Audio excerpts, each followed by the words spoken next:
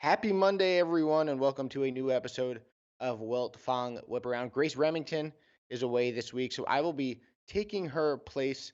My name is Lance Glenn, and I'm joined, as always, by the Director of Recruiting for 24/7 Sports, Steve Wiltfong. And Steve, it was a busy weekend, a lot of visits, a lot of spring games this past weekend as well. So let's jump right into it.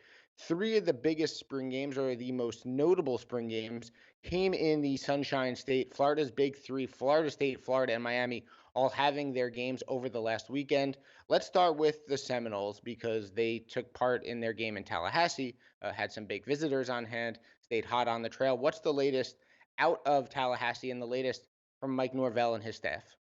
Lance, before we dive into that, you might know the answer to this, but Florida spring game was Thursday, Miami's was Friday, Florida State Saturday. Did these three head coaches get on a group text or group call to coordinate the planning for this, or athletic directors or whoever? Is there a story behind that, or did it just Th- beautifully logistically work out that You, way? your guess is as good as mine. I'm gonna guess that they saw when each other's were, and obviously they oftentimes fight over the same recruits, so they wanted to make sure that they got recruits on campus. That's just a guess. But honestly, I have nothing more to that story. But it did work out. I mean, it worked out for all three that they were on their own individual nights, and that they all got to kind of showcase what they have in store for 2023, while not having to go up against one another for TV ratings as well as for recruits visiting. Yeah, I just wonder if you got Norvell saying, "All right, Mario, let me call Billy back and see if Friday works for him because or It's excuse a me, whole it's definitely there's yeah, definitely a whole group text that we don't know about, right? Like, between Mike Norvell, Mario Cristobal, and Billy Napier, and it just kind of rotates every time a new, coach gets hired at one of the big 3. Someone leaves the group chat, someone new enters. It's this whole group chat behind the scenes that, we don't know about. I'm sure that's what's going on. yeah, absolutely. But look, let's start with the Florida State Seminoles. They're as hot as any program in the country is right now on the recruiting trail, Lance. They have the number 6 recruiting class in the land.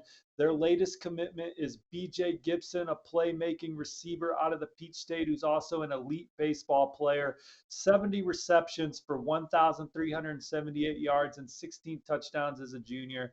That's almost nearly 20 yards per catch. And this Florida State class on the offensive side of the ball is really reloading, Lance. The Seminoles in their breakout turnaround season this past year, they boasted the number 10 offense in the country under Coach Norvell and this staff, and they want to keep it going for years to come. And they had a bunch of big wins on the trail this weekend, and we talk about BJ Gibson there, and they also recently landed a commitment from Lawayne McCoy, another receiver out of Miami, on Thursday. But some of the biggest news was locking down 2 of their top commits, Luke Cromenhoek, top 247 quarterback, and running back Cameron Davis, top 247 player, both saying that they are done. They are locked in 100% with Florida State. No more talking to other schools. No more visits, and that's massive news. Let's start with Cromenhoek. Now, this is widely considered a down year at the quarterback position when you're talking about elite difference makers for championship level programs. But Luke Kromenhoek, he'd be a blue chip quarterback in any recruiting class. Florida State identified him first, offered him in camp before he was a starting quarterback on the prep level. He gave Penn State an honest shot here this spring. But Florida State's where his heart's at. He was never on flip watch, but took a second visit to Penn State in the spring after attending the whiteout in the fall. Penn State gave him some things to think about, but in the end, Florida State, Coach Narvell, what they're building, that offense, numerous visits, the relationships he has with the staff on the field, the coaches, the off-field staff, the players, the recruits. He's so vested in Florida State, and to have him locked down as you try the Jordan Travis era is going to come to an end this year as he exhausts his eligibility. Nice to have another talented arm like Luke Cromenhoek to come in there and push the room as a true freshman. Then Cameron Davis is one of the most exciting running backs in the country, in my opinion, a decisive, instinctive runner that can make people miss. And he's racked up a lot of yards in his career. So that's big news to lock those guys down. And then on Monday morning, I flipped my 24/7 Sports crystal ball for longtime Georgia commit Landon Thomas to Florida State. Had a chance to talk to him after his Florida State visit, and he said it was head to head. So anytime it's head to head, like Penn State was never head to head with Luke Kromenhoek. They were giving him stuff to think about, but they weren't head to head.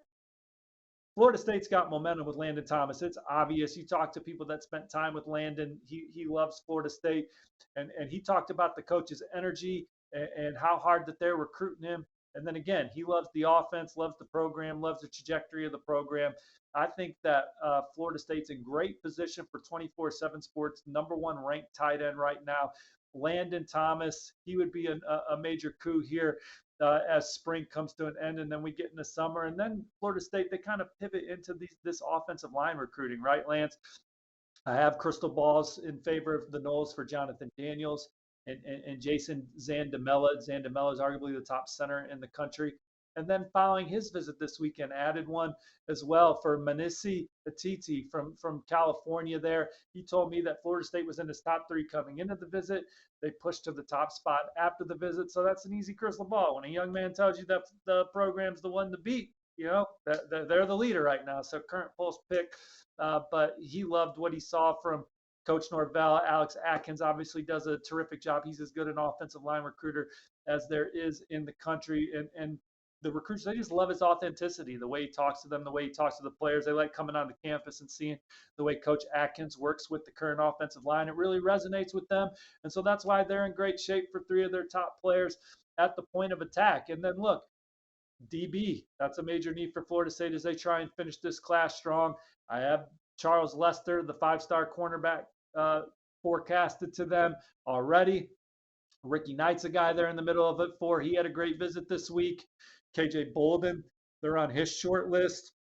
#1 ranked safety from Georgia, who we had the War Daddy series on last week. So Florida State, they're in all the right battles. And these are the recruiting battles that you need to win to get back to that consistent national prominence that they're just on the verge of being there. And they bring back an exciting football team. I think they bring back the most production from last year. They have arguably one of the best quarterbacks in the country under center. And now they had a terrific recruiting class last year, top 10 recruiting class, and probably getting better right now this year. So a lot of juice for the Noles on the field, resonating on the trail, and it's an exciting time right now if you're following Mike Norvell's program closely. Yeah, Stephen, I want to point out what you said recently. You know, you've talked about it with Florida a lot on the Wiltfong Whiparound. But in order to compete with the best teams in the nation on the field, you have to compete with them and beat them on the recruiting trail.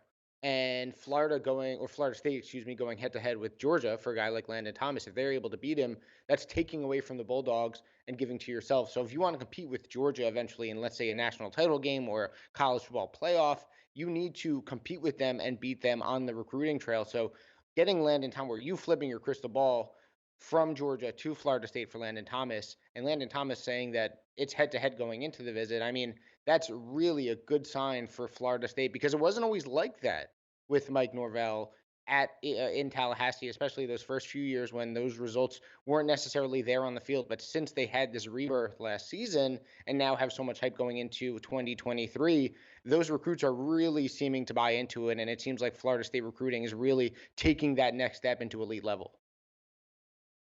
So let's move on now to Gainesville, going from Tallahassee to a rival in Florida. Their spring game, I think, was Thursday, as we talked about before. And they had a huge win on the recruiting trail that day, I believe. Now, correct me if I'm wrong, but 5-star Xavier Filsaime announced his pledge to the Gators. So what can you tell us about his decision and what else Florida was able to do, hosting a ton of top recruits for this weekend spring game? Yeah, so Florida, they have the #9 recruiting class in the country right now, and it's really coming together on the defensive side of the ball when you add the #2 safety in the country, Xavier Filsaime, one of the fastest defensive backs in America, to what they already had in the fold at linebacker with my man Darius Hitman Hayes and Miles Graham Those are terrific difference maker type players for a defense that ranked like 96 nationally last year. Xavier Filsaime, he was silently committed to Florida for some time, but picked a great opportunity to go public with his plans at the spring game at halftime. Was able to have a quick moment with Austin Armstrong, Florida's defensive coordinator, Billy Napier, and solidify his commitment plans before announcing it in the hallway in the facility around a lot of touted recruits, a lot of guys that Florida would like to add to the fold, creating or adding to what was a great environment at Florida. I mean, these recruits had a great time in the swamp on Thursday night, loved being around the energy that Coach Napier and his staff bring to the program. There was a lot of fans on campus. So it was an exciting night. Xavier committing to Florida was the biggest news in the hallway there. But, Florida had their 24/7 Sports Composite 5-star quarterback DJ Lagway on campus, and he said he spent a lot of time with Colin Simmons, 5-star edge from Duncanville. Said that they built a great connection. He's really excited to see where the Gators will be in that recruiting process. Now, talking to Colin's mom earlier in the spring, they also have a return visit in June on the radar for Florida because she was not on this visit. So it sounds like Florida is in the middle of this recruitment for Colin Simmons. He was able to shoot down to Miami per Gabby Urrutia of Inside the Canes website there. So Florida trying to make a move with Colin Simmons. That recruitment's going to be a marathon. Chauncey Bowens, running back commit back on campus. You've had Georgia and some other schools trying to flip that one, but he had a good time, called it an electric, exciting place, and really enjoyed hearing Coach Napier's message to the other recruits and seeing how that resonated with those guys. Look, I see the 24/7 Sports crystal ball going towards Florida for in-state top 247 safety Jordan Pride, who recently backed off his verbal to Florida State. I'm not ready to join that. I do think he enjoyed his time at Florida and is high on the Gators, but I think Texas A&M is way in that one for Jordan Pride as well. And then I didn't really Ty Hilton is another offensive lineman who had a great time at Florida State. He also visited Florida on Thursday, and Florida's on his short list. They're going to have a great shot to land him. But guys like athlete Trey Horn, a lot of young players really enjoyed the experience at Florida. So Gators have a top 10 class right now and building a foundation for another good class in 2025 with the names that they had on campus this weekend. Yeah, and we said it before with all three of these spring games in the state of Florida being on different days, mentioning a lot of guys going from one to the other to the other. And let's talk about the last one, Miami. They're starting to make headway with some of their top targets. A lot of those top targets on campus for their spring game. You can read a lot of that information at Inside the U. Make sure to check out their team site. Make sure to check out Swamp 24/7 and, of course, Knowles 247 as well for more on Florida and Florida State. But with Miami, what could you tell us coming out of that spring game?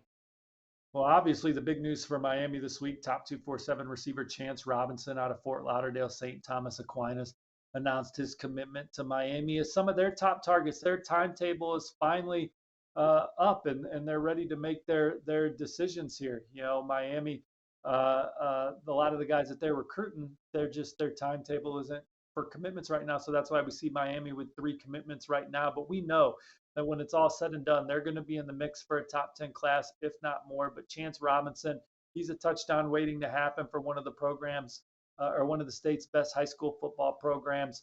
And so another nice pickup for Miami as they add him to Judd Anderson, quarterback from the Peach State, and then top-ranked kicker Abram Murray. So, but then they added Dylan Day, a defensive back from or from Southern Lab in Baton Rouge. He committed over the weekend.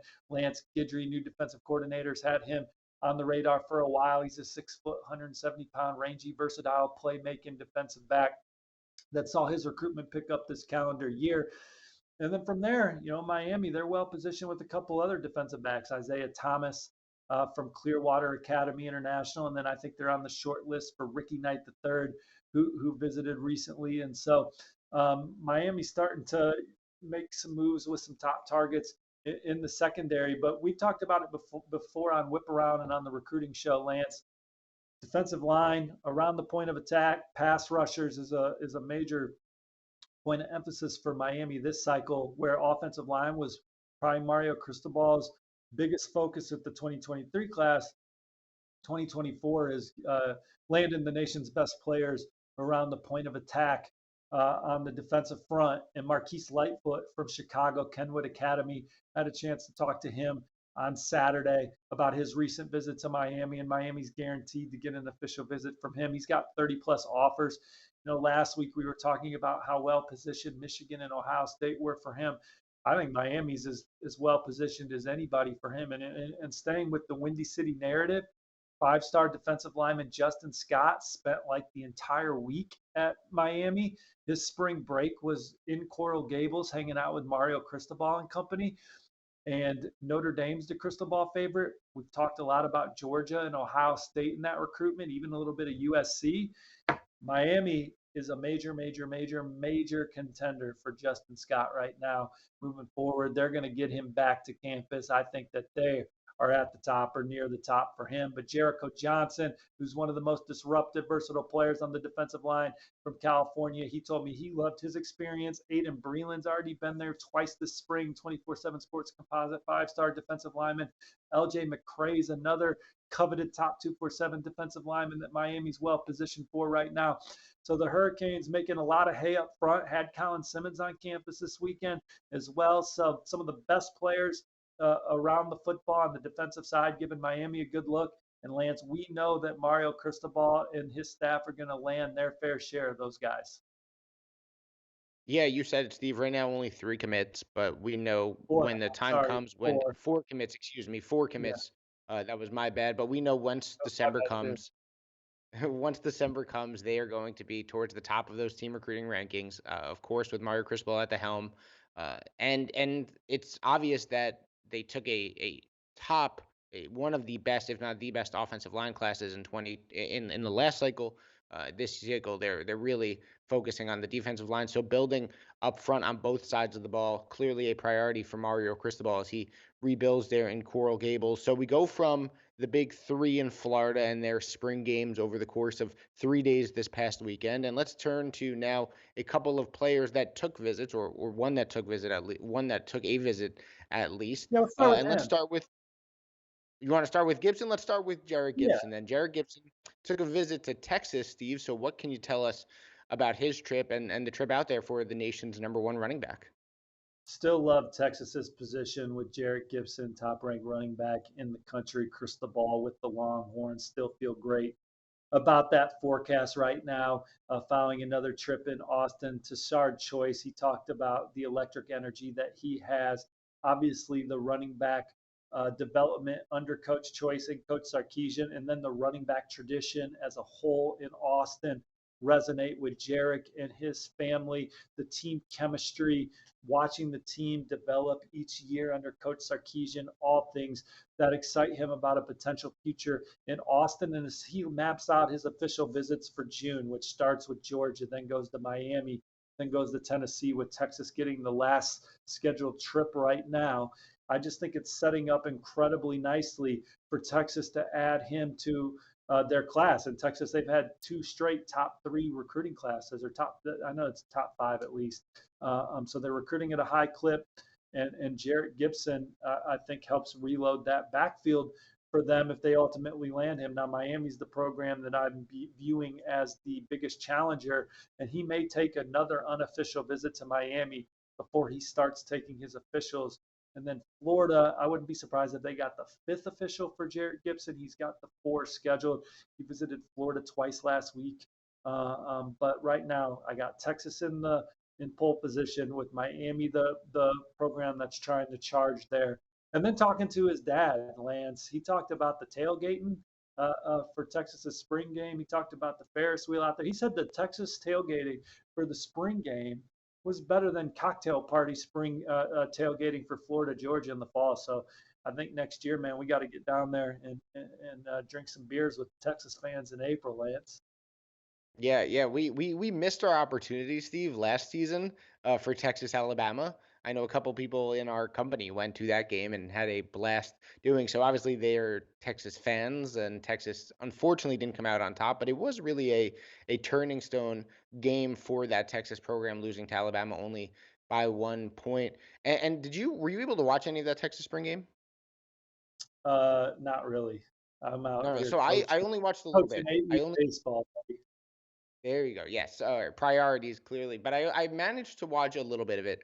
One guy who I'm high on, and this has nothing to do with recruiting or Wiltfong Whiparound, but one guy who I'm high on, and it's unfortunate obviously because there does seem to be that Quinn Ewers to Arch Manning sort of transition in play. But Malik Murphy, I mean, he really can throw the ball. He has a great arm. It seems like he's finally healthy now.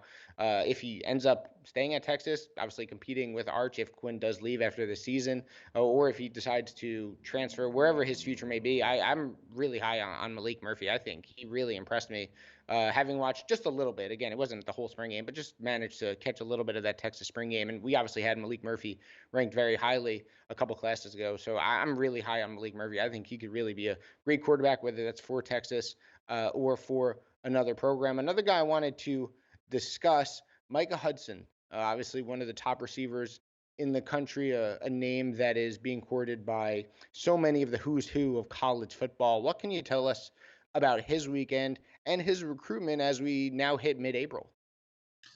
Well, I talked to Micah on Sunday, and I think that the contenders in his recruitment, there are several. You got Alabama, you got Georgia, talked highly of Ohio State, and then certainly in state you got Texas, Texas A&M, and Texas Tech as programs he's high on. And do not sleep on Joey McGuire and the Red Raiders for Micah Hudson in this recruitment.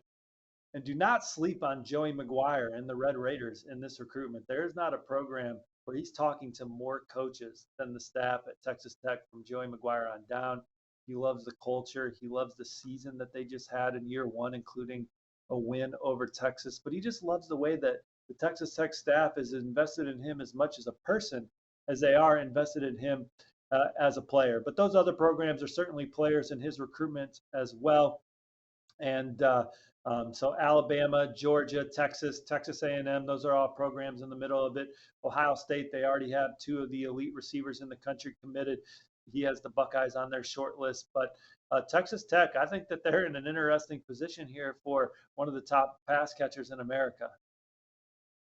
Yeah, they really are. And Joe McGuire doing a great job, obviously, recruiting the state of Texas. We knew he was going to once he got the Texas Tech job last offseason. And I think it was maybe a week ago, maybe a couple weeks ago, one of the mailbag questions was whether or not Michael Hudson was going to stay in state, whether that was Texas, Texas A&M, or Texas Tech. So Joey McGuire, and you said there's a pretty good chance of that happening. So Joey McGuire doing a great job of fighting the two or the multiple Texas powers to try to stay in there with Mike Hudson and keep him in state, not as a Longhorn, not as an Aggie, but as a Red Raider. So props to Joey McGuire and that staff out there in Lubbock. Let's go to a couple commitments over the weekend here up north, not necessarily my neck of the woods, but more in the Midwest, but in the Big Ten nonetheless. Ohio More my State right now with yeah, that's your neck of the woods. That's true. Your neck of the woods. Ohio State, Steve, right now, the number two class in the team recruiting rankings, and they landed two commitments, Max LeBlanc and Sam Williams-Dixon. What can you tell us about why they ultimately decided to choose Ohio State and what the Buckeyes are getting in these two 2024 prospects? Well, Ohio State has the number two recruiting class in the country as it stands right now. And Max LeBlanc, he's a big play tight end that helped his team, Baylor School and Chattanooga, win a state championship. And they line him up all over. He's fearless over the middle, makes that tough catch in traffic, and he's a yak guy, can make things happen after the catch. Like his ball skills in the red zone. And I know he's a guy that Ohio State coveted and landed his commitment this weekend. And then Sam Williams-Dixon's an athlete recruit for Ohio State that could line up in the backfield, catch passes, play some safety for him. He had 76 touchdowns over the last two seasons. He's a factor in the return game as well. So a couple more nice pickups for Ryan Day and company as they have the number two class in the country. And then Lance, they hosted the number one ranked player in the country in 2025 for their spring game and offensive tackle David Sanders out of Providence Day School. And him and his family had a fabulous time at Ohio State. And I think that they're on the short list contenders for him. I know we talked a lot about Georgia and how much they've impressed David Sanders. And while I think the Bulldogs have set the bar in that recruitment, Ohio State's on the short list after an amazing experience for his family. And he talked about Ohio State's development on the field, talked about it off the field, talked about his conversations with Ryan Day and Justin Fry. And I think we're going to see him back in Columbus in the future as well. Yeah, David Sanders, while he still has a little while to go in his recruitment, obviously being a 2025 guy, certainly has not been shy or has not shied away from taking visits to a ton of top programs that have been recruiting him. Let's stay in the Big Ten, a little bit further west than your neck of the woods, Steve, a little bit further west than Ohio and, North. and Indiana and Indianapolis. Well, is it Northwest technically? Am I getting Oh, my it's geography Northwest wrong? for me. Oh yeah. Just north. All right. That my geography's wrong. Excuse me. Minnesota. They have a top 15 class. PJ Fleck doing a very good job in the 2024 cycle, recruiting much better than my geography, that's for sure. What's the latest out of Minnesota? How was their weekend and how's their recruiting class been so far? Well, they've really bolstered their defense in the last week. As you said, they're up to number 15 in the 24/7 Sports Composite team recruiting rankings with a few guys that they coveted on the defensive side of the ball. Let's start with Riley Sunrum, who's an explosive player at the point of attack. He dominated in their camp last summer, but he's powerful, explosive. That translates over to track and field where he's a terrific thrower, but he's 6'4.5", 295, 300 pounds. That's going to be able to help them control the line of scrimmage for years to come. And speaking of that, they went and landed Mo Sane out of Eden Prairie there in state, who's 6'4", 270 pounds with long arms. Plays for that powerhouse program where you see him on film. He lines up anywhere from zero technique to defensive end, but he's a disruptive player with a lot of length that Minnesota is going to be able to get a lot of versatility from on their defensive front from him. And then Zahir Rayner, who committed on the 24/7 Sports Recruiting Show on Thursday. He's got NFL pedigree. You know, he's a safety that plays with range, and he's a striker when he's near the football. So he has those traits that they covet on the back end. Got that Antoine Winfield style to his game, so I know that should excite Minnesota fans with the pickup of him in their secondary. Then moving forward, look, they're looking for their quarterback this cycle. They just had Ethan Grunkemeyer on campus, quarterback from Ohio, that they offered last week, and it looks like they're well positioned for him moving forward as he considers Minnesota among a couple other offers. And then they're really focused in state. You know, there are years where PJ Fleck and company can't recruit guys in state that are of the caliber to win at the clip that they want to win at. This is a program that's regularly winning at least 9 games. We've seen them win 11 under Coach Fleck and company. They're always on the in the conversation for the Big Ten championship game. But in state, they got some guys that they really covet this cycle that they would love to add to this class that's ranked number 15th. You got Wyatt Gilmore on the edge, offensive lineman Emerson Mandel, and then safety Coy Parrish. His process has really picked up as of late. Programs like Wisconsin and Michigan swinging hard, but Minnesota's in the middle of that one as well. Now, Steve, with PJ Fleck, look, we obviously talk about when we're talking about some of the best head coach recruiters, right? We're talking about guys like Mario Cristobal, guys like Lincoln Riley, Ryan Day, so on and so forth, right? We're looking at the best head coach recruiters that there are, but not many, if any, head coaches have the personality or the excitement or the energy that PJ Fleck has. Where do you think he sits among like some of the best head coach recruiters in the country? Because while look, Minnesota isn't Miami, they're not Ohio State, they're not USC, but they pump out 9-win seasons. They're constantly in contention in the Big Ten West. I mean, I feel like if he were anywhere else, if he were at like a bigger blue blood type of program, he'd be getting a lot more notoriety as one of the best head coach recruiters. But he's really doing a good job there at Minnesota. Yeah, absolutely. He would be on my short list as one of the best head coach recruiters in the country, and it goes back to even his time at Western Michigan. Like where they took over a program that was winless, if I remember correctly, and took them to a New Year's Six bowl game with several NFL players on the roster. So not only is PJ Fleck just an energetic, high octane personality and recruiter. But there's a lot of substance there from evaluating well, player development, getting guys that fit your culture, and then maximizing them as players once they're within your football facility. And so he had a great run at Western Michigan. Minnesota's playing as well year in and year out as I've seen them in my 40 years of living. So they're playing a very consistent brand of football as they try and continue to grow that program. But yeah, PJ Fleck from just the pure energy and relationship building standpoint as a head coach, he goes as hard as anybody on the trail there. So if he was, at a program that was more mainstream, he'd be right there. That program would be right there in the mix for one of the top ranked recruiting classes in the country. But he loves it at Minnesota, loves what Minnesota has going for it with all the Fortune 500 companies in Minneapolis and all the internships and stuff that they can present to their players. He loves the fan base there, and again, this is a program they've been in some big games in his era at Minnesota, and looking to do that for many years to come. Yeah, they really haven't. He's done a great job there in Minnesota and building the Gophers into a constant contender in the Big Ten West. Arkansas, you put in two crystal balls for them. What can you tell us about those crystal balls and why you're favoring the Razorbacks? Yeah, so two young men from in-state are going to commit on Friday in Charleston Collins, top 247 defensive lineman, and then receiver Courtney Crutchfield out of Pine Bluff, Arkansas. And there was a time where I thought LSU was the team to beat for Charleston Collins. They've had some staff changes there on the defensive line, and I think that's opened the door for some other programs like Auburn and Ole Miss and several others. But I think Arkansas is the program to beat for Charleston Collins going into his Friday announcement. He was there this past weekend, been there a bunch over the course of his process.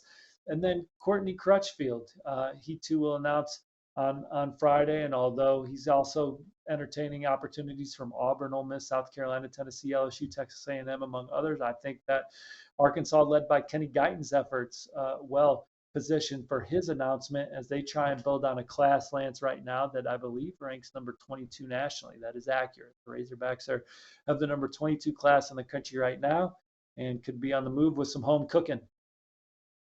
Yeah, they certainly could be a good job, as always, by Sam Pittman here in 2024. 2025 quarterback recruiting is rolling. It's not just 2024. Bryce Underwood and George MacIntyre. What could you tell us about these two of the top quarterbacks in next year's class? Yeah, the top two quarterbacks in the 2025 cycle.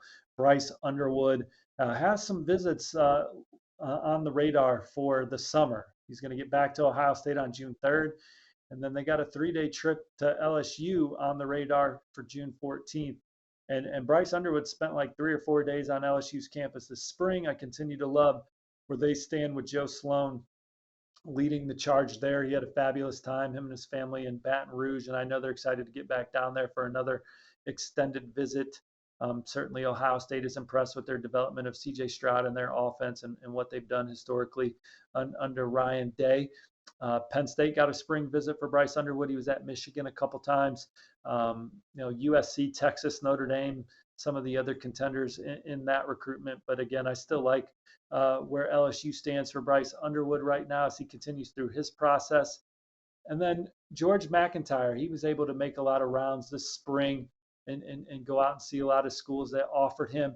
And he might get to Ohio State in the coming weeks before he circles back to go back and see some of the schools that are doing a really good job with him. And that includes Tennessee, LSU. Again, they're in the mix for him as well.